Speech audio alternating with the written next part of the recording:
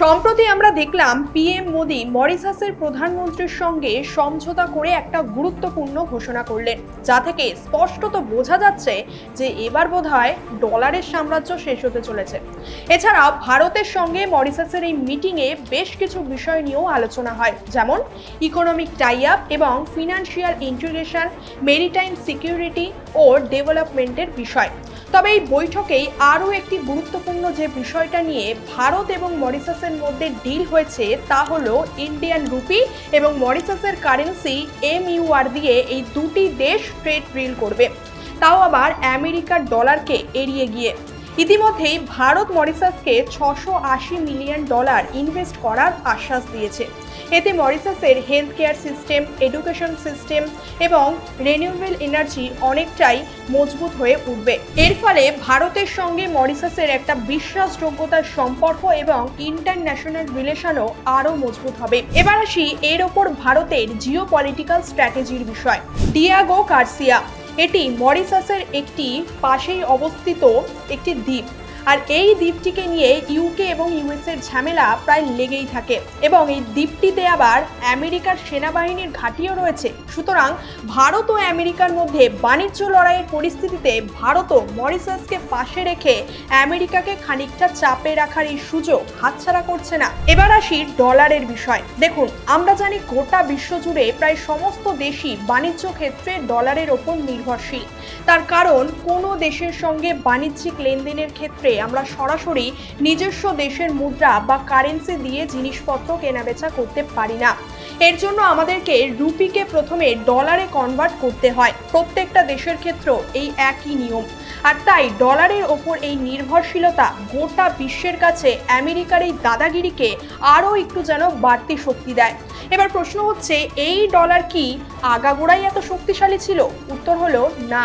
তবে কিভাবে ডলার হয়ে উঠলো এতটা শক্তিশালী যে দুনিয়ার প্রায় সমস্ত দেশকে ডলারের ওপর নির্ভর করেই ব্যবসা বাণিজ্য করতে হয়? এর পিছনেও একটা ইতিহাস আছে, চলুন তা ছোট করে একটু জেনে নিই। জানেন কি গোটা বিশ্বের উপর ডলারের প্রভাব বিস্তার হয়েছিল কিভাবে? সালটা ছিল 1914, অর্থাৎ সময়টা ছিল প্রথম বিশ্বযুদ্ধের। এর আগের সময় পর্যন্ত বিনিময় প্রথার চল ছিল। এরপর শুরু হয় গোল্ড, অর্থাৎ সোনার বিনিময়ে যে কোনো দেশের সঙ্গে যে কোনো দেশের জিনিসপত্র আদান প্রদান কিংবা কেনা বেচার প্রথা। সুতরাং সোনা সেই সময় এক্সচেঞ্জের মাধ্যম হিসেবে কাজ করতে শুরু করে, যেটা বর্তমানে ডলার করছে। এরপর 1914 প্রথম বিশ্বযুদ্ধের সময় দেখা গেল ইউরোপ সহ বিভিন্ন দেশগুলোর কাছে সোনার রিজার্ভ সব শেষ হয়ে গিয়েছে। ফলত আর বাণিজ্য করার জন্য ইউরোপ এবং অন্যান্য দেশগুলোর কাছে কোনো রাস্তাই খোলা থাকলো না।